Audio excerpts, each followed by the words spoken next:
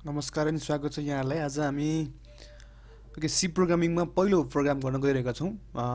Hello world कसरी print गर्ने C प्रोग्रामिङमा, यानि कि फर्स्ट प्रोग्राम चाहिँ कसरी गर्ने भन्ने कुराहरू चाहिँ आज म यो डेमोबाट देखाउन गइरहेको छु।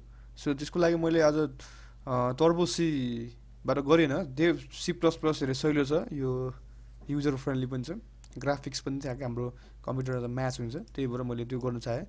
सो म फर्स्ट प्रोग्राम गर्न गइरहेको छु। तपाईँहरूले पनि यहाँ फाइलमा गएर न्यूमा गएर सोर्स फाइल गर्नुहुन्छ, नभए कन्ट्रोल एन गर्दा पनि।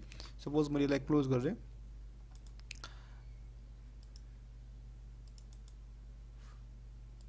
ओके, कन्ट्रोल एन गर्नुभयो भने चाहिँ किबोर्डबाट कन्ट्रोल एन गर्नुभयो भने पनि तपाईँको न्यू ट्याब आउँछ यहाँनिर। सो यहाँनिर चाहिँ प्रोग्राम गर्न गइरहेको छु। सर्वप्रथम हामीले फर्स्टमा चाहिँ हामीले इन्क्लुड गर्नुपर्ने हुन्छ header file, include angular bracket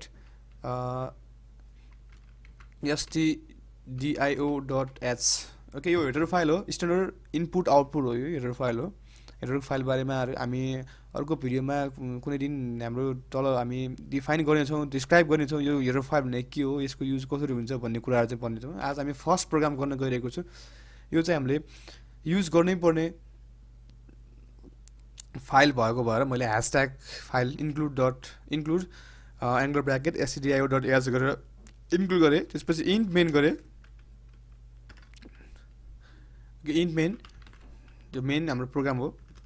so त्यसपछि यहाँनिर गएर यो मेन प्रोग्रामभित्र चाहिँ हामीले अब प्रिन्ट अफ, यहाँनिर मैले हेलो HELLO हेलो WRL त्यो ओल्ड गरेर हेलो ओल्ड गरेर हेर्दा लास्टमा हामीले सेमिकोलन हाल्नै पर्ने हुन्छ। यदि सेमिकोलन हाल्नु भयो भने चाहिँ त्यहाँनिर एरर देखाउँछ। सो रिटर्न 0 गरेर यसको बारेमा पनि हामी पछि गरौँ। अहिलेको चाहिँ हामीले मेन फङ्सनमा एउटा फङ्सन कल गरेको छौँ, प्रिन्ट अफ भन्ने फङ्सन कल गरेको छौँ। त्यो भित्र हाम्रो एउटा डबल कोडभित्र चाहिँ हामीले जे लेखेको छ त्यो चाहिँ हाम्रो डिस्प्ले हुनुपर्ने हो। सो अब हामी चाहिँ एक्जिक्युट मा क्लिक गरेर फर्स्टमा हामी F9 गरेर कम्पाइल गर्छौँ।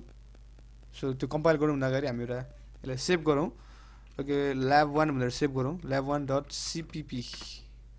ओके, हाम्रो कम्पाइल भइसकेको छ, यहाँनिर एरर आएको छैन।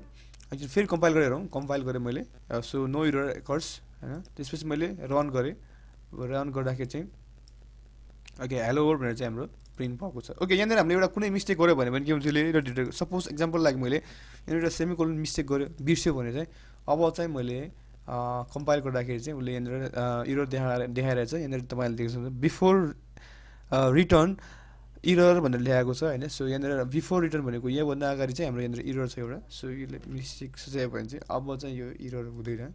सो कम्पाइल गरेँ मैले, अनि हामीले के गर्नु पऱ्यो, अब रन गर्नु पऱ्यो। ओके, यो चाहिँ हाम्रो फर्स्ट प्रोग्राम हो जहाँ चाहिँ हामीले हेलो वर्ल्ड चाहिँ प्रिन्ट गरेको छ।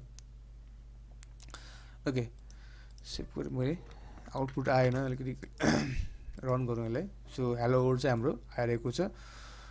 फर्स्ट प्रोग्राम एकदमै सिम्पल छ। यो प्रायःले सी प्रोग्रामिङ धेरै गाह्रो छ भनेर हुन्छ। सो म एकदमै इजी तरिकाले चाहिँ सिकाउन गइरहेको छु। मेरो भिडियोहरूलाई चाहिँ कृपया हेरिदिनु होला, अन्तिमसम्म हेरिदिनु होला, र मेरो च्यानललाई पनि सब्सक्राइब गरिदिनु होला। म यो सी प्रोग्रामिङ चाहिँ प्रायःले चाहिँ सी प्रोग्रामिङ धेरै नै हार्ड छ, प्रोग्रामिङ ल्याङ्ग्वेज धेरै नै टफ छ भन्ने कुराहरूलाई चाहिँ म एकदमै सिम्पल तरिकाले सिकाउन गइरहेको छु। यो मेरो सी प्रोग्रामिङको थर्ड भिडियो हो। सो यसलाई अन्तिमसम्म हेरिदिनु होला भन्दै बिदा हुन चाहन्छु। हस्, नमस्कार।